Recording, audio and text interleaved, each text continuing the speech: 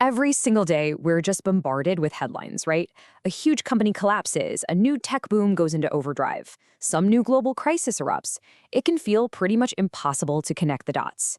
So, what we're going to do here is try to cut through all that noise and figure out what powerful forces are really driving the story right now. Okay, so let's just dive right in with a quote that I think perfectly captures the weirdness of what's happening. A recent CNBC report put it really bluntly: markets are callous. I mean, that's a pretty powerful statement, right? It's basically saying the world of finance is playing a completely different game than the world we're all seeing in the headlines. And you can see it right here in the numbers. Think about it. Despite this constant drumbeat of chaotic news, the big market indices are actually climbing. The S&P 500 is up 1.5% for the year. The Dow is up 3%. So what on earth is going on? Let's take a look at the actual headlines investors are trying to make sense of. First, bam, you see this? Saks Global, this giant in luxury retail, just completely collapses. We're talking Chapter 11 bankruptcy. Then you turn around and all you hear about is this AI frenzy, with tech leaders saying it's the most insane race they've ever been a part of. And at the exact same time, you've got this huge geopolitical story blowing up, with the US threatening to annex Greenland, maybe even by force. And then, just to cap it all off, US Special Forces just captured the president of Venezuela. So you've got bankruptcy, tech booms, military action, and the market is just going up? It makes no sense. So let's try to break this down. All right, let's start with what seems to be the main engine behind all this market optimism, the AI gold rush. And believe me, this isn't just a side story anymore. This is quickly becoming the main event. Just listen to what Demis Hassabis, the CEO of Google's DeepMind, has to say about it. He calls it a ferocious competitive environment. He says that people who've been in the industry for decades are telling him this is the most intense, the most crazy they've ever seen it. It's a flat-out race. But here's the thing. This AI frenzy, it's creating a huge split inside these companies. You've got the CEOs, who are all in, seeing it as this amazing driver of productivity. But then you talk to their security chiefs, the CISOs, and they're seeing something else entirely, a massive new source of risk, opening the door to data leaks and all sorts of attacks. And this whole digital gold rush, it has real-world consequences that are incredibly expensive. All those AI data centers, they need a truly staggering amount of power. We're talking an estimated $15 billion. And that's just for the new power plants needed to keep this thing going. So, that massive cost brings up a huge question. Who's going to pay for all this? Well, the White House is now demanding that the tech companies themselves are the ones who need to foot that $15 billion bill. And you can bet that whatever happens there is going to have massive ripple effects for big tech and for our energy grid.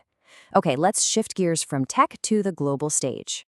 At the exact same time as this tech explosion, the entire geopolitical game board is being completely redrawn. We are seeing some seriously aggressive moves that are shaking up the order we've known for decades. I mean, just look at the Kremlin's official reaction to the US threats over Greenland. Their spokesman called the whole situation extraordinary from the standpoint of international law. Let me tell you, when Russia says your foreign policy is extraordinary, you know things are getting wild. And look, Greenland is just one flashpoint. January 2026 has been just tense. You've got the direct military operation in Venezuela. You've got signals about potential action in Iran. It's one high-stakes move after another, so much so that even NATO allies are sending troops to the Arctic for exercises. And these big global chess moves, they have immediate, and I mean immediate, financial consequences. Right after the operation in Venezuela, the U.S. has already sold off the first batch of seized oil. The price tag? A cool $500 million. Okay, so we've got this AI gold rush, a complete reshuffling of the world order. But what does all this high-level stuff actually mean for the average person? For you and me? Let's bring this down from the global stage to the kitchen table. And surprise, surprise, the minute we do, things get even more confusing. Just take a look at the housing market. In December, sales shot up to a nearly 3-year high. Sounds great, right? But if you zoom out and look at the whole year, 2025 sales actually hit a 30-year low. How can both be true? It's like two completely different realities happening at the same time.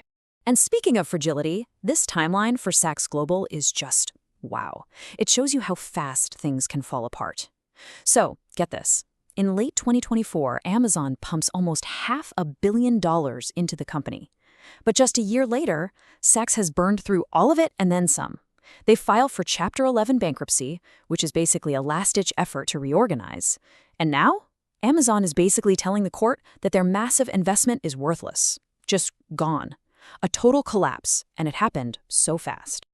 And behind all of these big, dramatic headlines, there's one simple number that affects every single one of us: 2.7%. That's the latest number on inflation. So let's make this really personal. Why should you care about that 2.7% number? Well, here's the bottom line. Take a look at your savings account. If the interest rate, the APY, is lower than 2.7%, then every single day your money is actually losing value. It's losing its purchasing power. It can buy less today than it could yesterday. Okay, so how on earth do we tie all of this together? The AI boom, the geopolitical chaos, the confusing economy. It really feels like it all points to one big idea, what you could call the Great Disconnect. Think about it. On one side, you have the market narrative. It's all about this ferocious AI innovation that's driving up stocks. But the reality on the ground? That innovation is causing a massive strain on our energy grid, creating huge new costs. The market seems to think these geopolitical risks are under control, but the headlines are screaming about extraordinary global tensions. And yeah, the major market indices are climbing. But for a lot of people, the reality is stubborn inflation and watching iconic companies just fail. It really is like we're living in two completely different competing realities. And that really brings us to the final and maybe most important question here. It's pretty clear that the huge forces shaping our world, technology, markets, politics, they're all rocketing forward in this new kind of chaotic direction. So the question we really need to ask ourselves is, in this great disconnect, who gets left behind?